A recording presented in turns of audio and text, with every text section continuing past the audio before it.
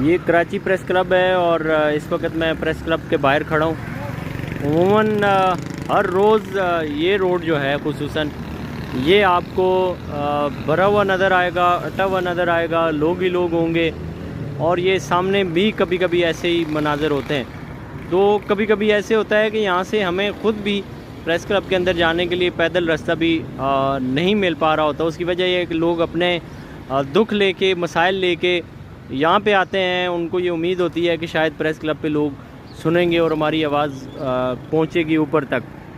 लेकिन हकीकत इसके बरक्स है। खैर, ये एक अलग बात है।